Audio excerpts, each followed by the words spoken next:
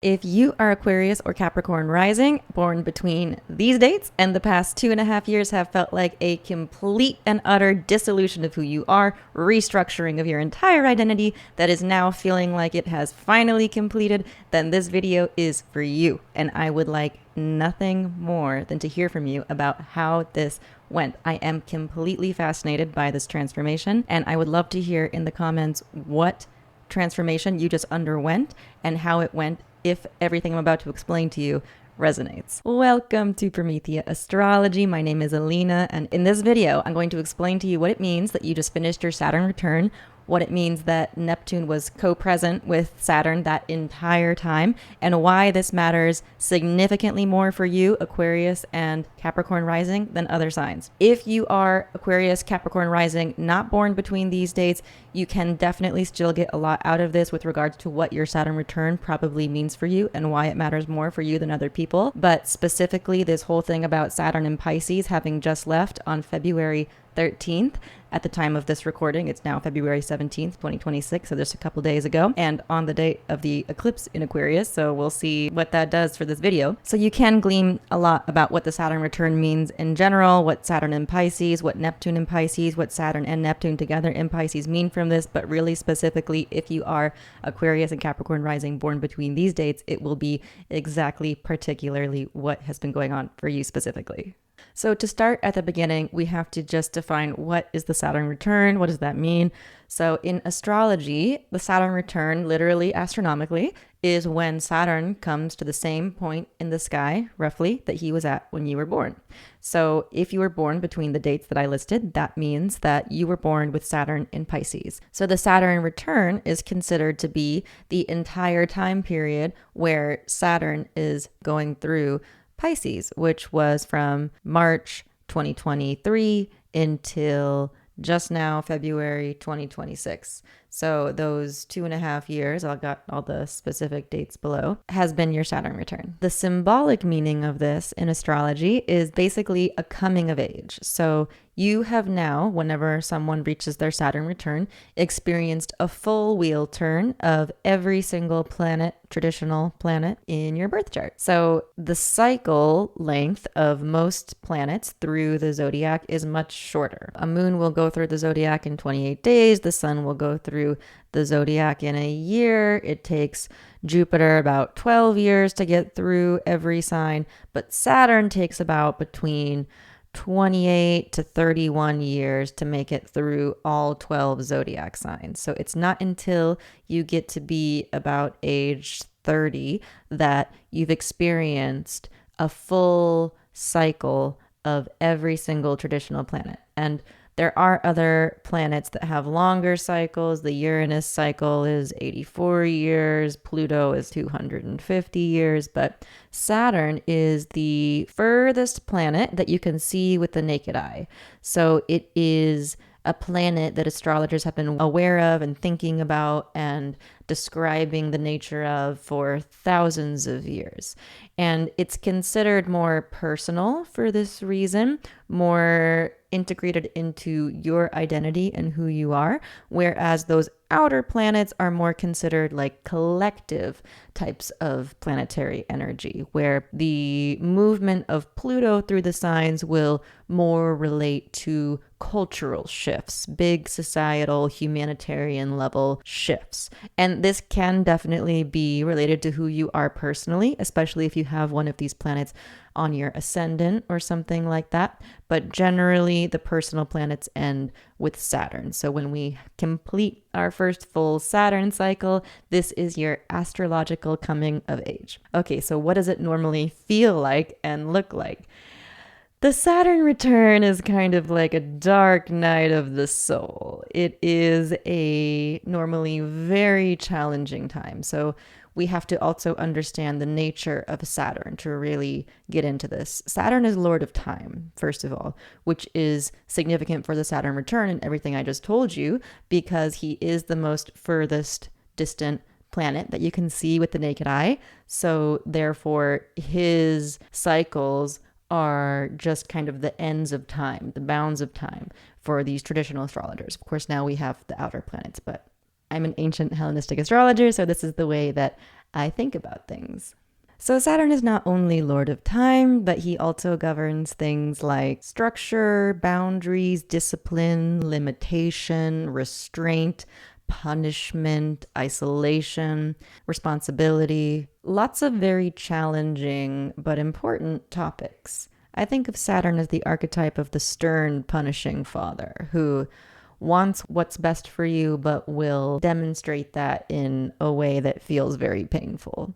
So when we look at Saturn in your birth chart, the house placement that Saturn is found in normally indicates an area of core wounding, especially from your childhood. So, for instance, if you had Saturn in the second house, this is the house that has to do with things like money and personal finances. So you may have experienced some serious scarcity in your childhood, or you may have dealt with hardships relating to money.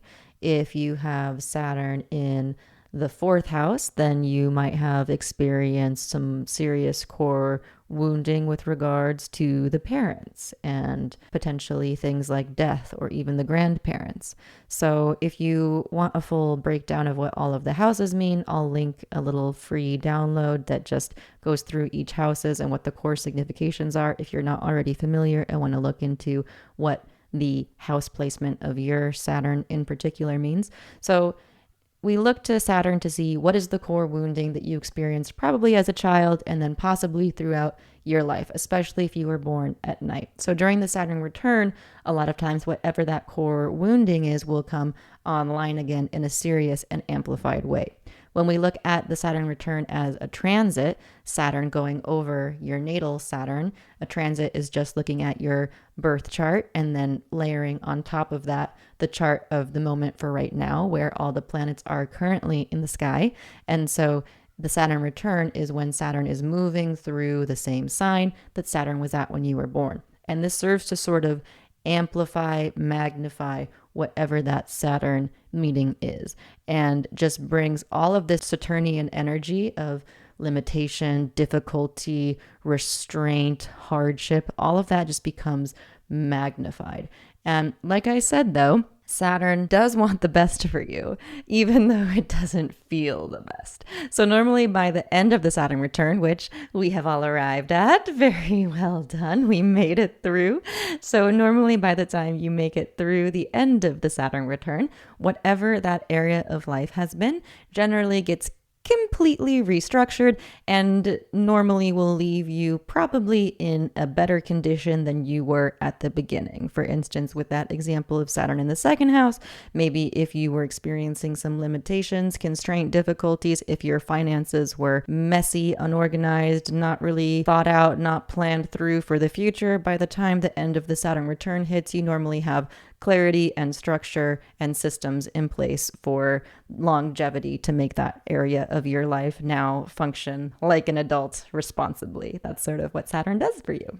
And so what you have just finished, this dark night of the soul, is generally a return to that core wounding, a restructuring of this area of life for you, and also a coming into who you are. So now that you've experienced a full wheel turn of all of the planets, we have now really experienced kind of every archetypal configuration, every piece of yourself relating to every other piece of yourself through the astrological cycles. So now we have real clarity and more probably conviction around who you are.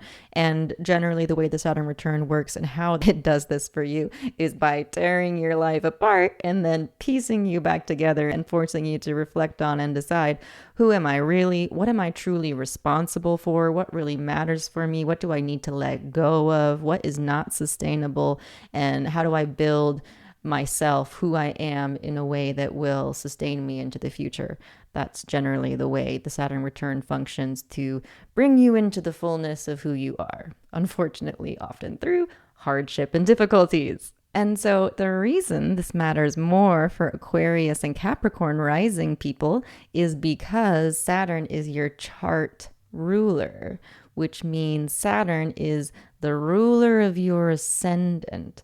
Saturn is the planet that rules Capricorn and Aquarius. So essentially, Aquarius and Capricorn people are a manifestation of Saturn's energy. Capricorn is the cardinal Earth version of Saturn, and Aquarius is the fixed air version of Saturn.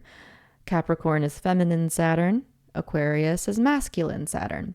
And if you want to understand more deeply and completely what all of that means, I do have videos that I'll link below about the fixed sign, what it means to be fixed, the cardinal signs, what it means to be cardinal, Saturn, a deep dive into everything that Saturn means, also the air signs and the earth signs and gender. If you want to really get into these core qualities, I will have them all linked below so you can do that deep dive, which I do recommend to really understand your astrology deeply and completely. So generally, the way this works out, the way that Capricorn is a manifestation of Saturn is that Capricorn is very oriented towards both the past and the future. Capricorn tends to be really aware of scarcity, how we need to plan to make sure we can avoid scarce situations, really into building structures, material, earthly world things that will last. How can we build something meaningful and leave a legacy, and has the discipline, the hard work ethic to make that happen.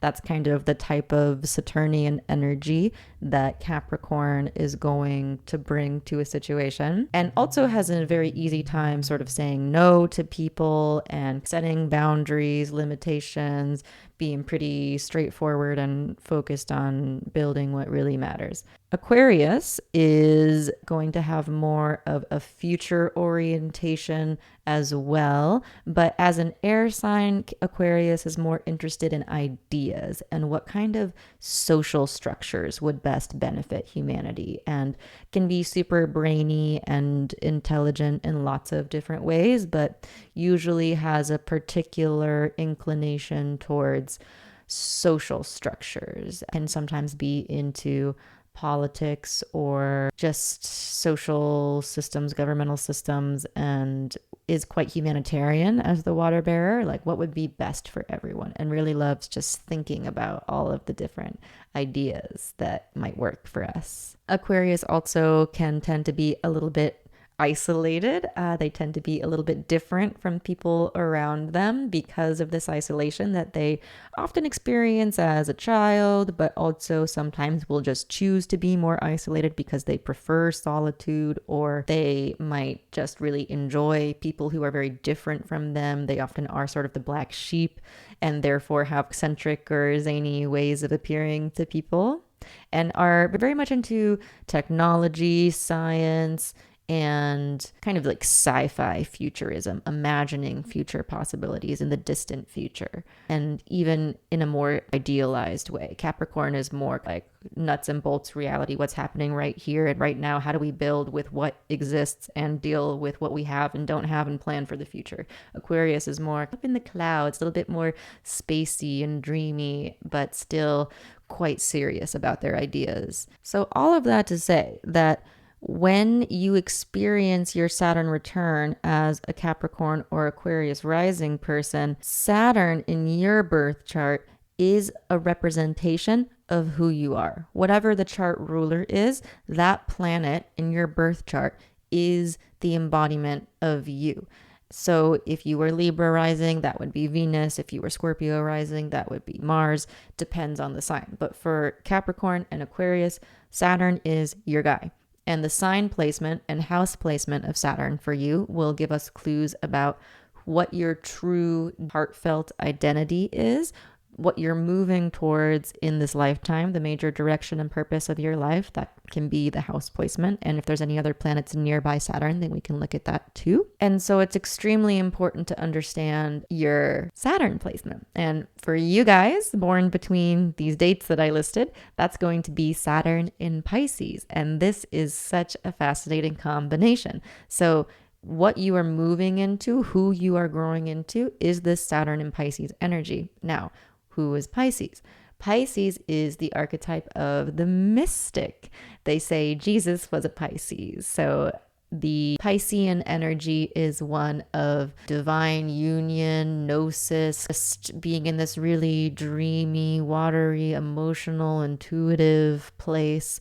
Pisces is very artistic and creative, ruled by Jupiter, the planet of God and justice, so tends to be extremely empathetic and compassionate.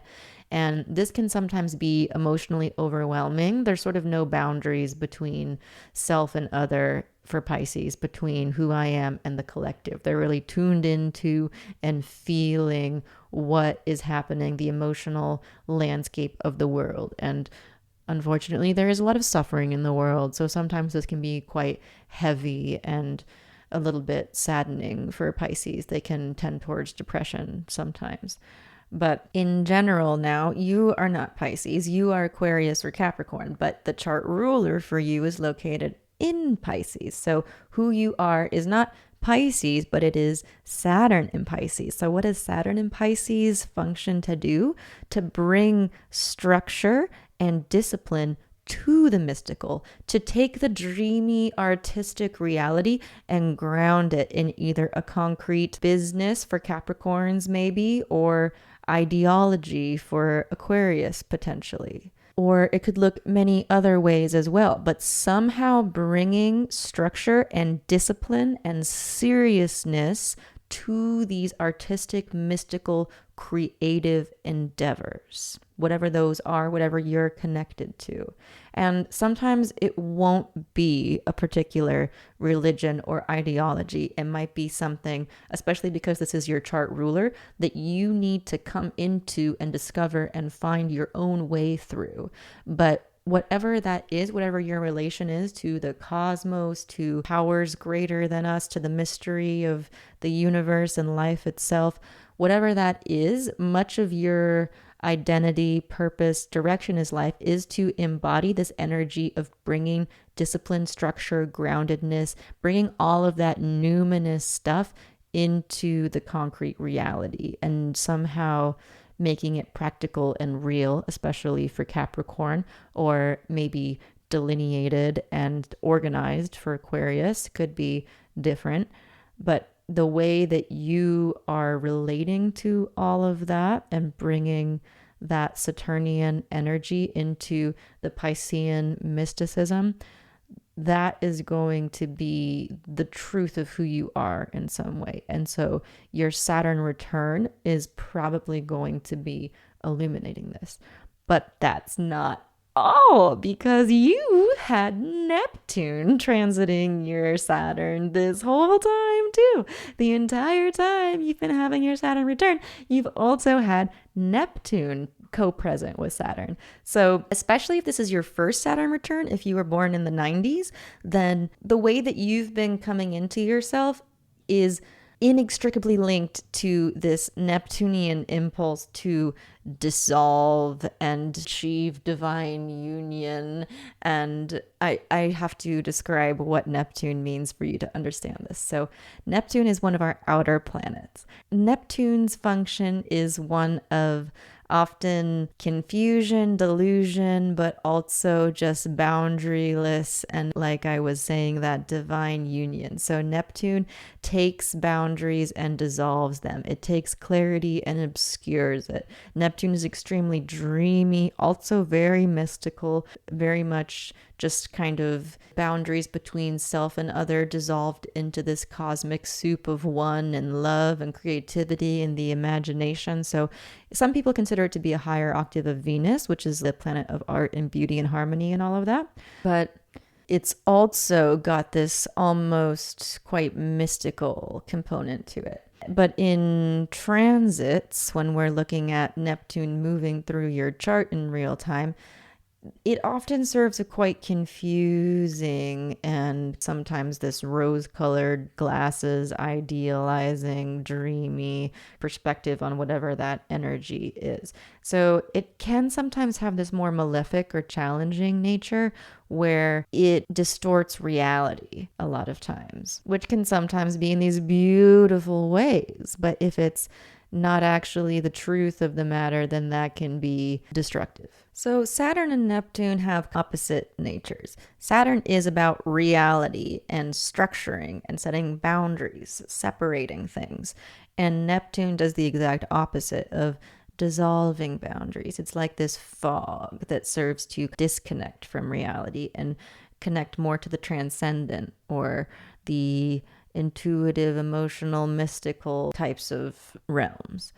So when Saturn and Neptune come together, this is like a dissolving of boundaries. And this is why I'm so interested to talk to you guys, because I'm wondering how this went for you, because a Saturn return is already generally going to be one of hardship and difficulty, and usually coming into who you are through how you face those. But also, in this case for you, having Neptune transiting your chart ruler, with Neptune going over Saturn, that's going to potentially just really amplify the way that your identity is not just being challenged, but is completely dissolving. There's total obscurity. You can imagine yourself and you just become pixelated and then float away into the ether and dust. So it's like everything just kind of came apart into these particles and turned into a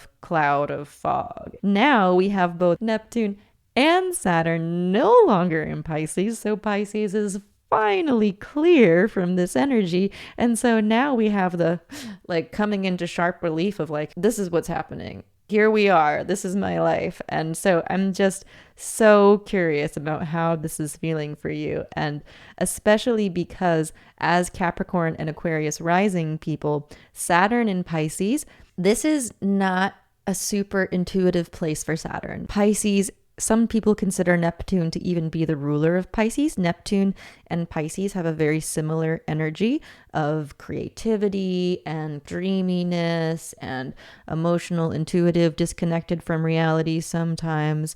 So Saturn having the opposite energy, it just feels so important. It feels so important to have you guys, to have the Capricorn and Aquarius people be able to take that, which is like this divine union, this compassion, this mysticism, this empathy, to take all of that deep felt love of humanity and then make it real and tangible.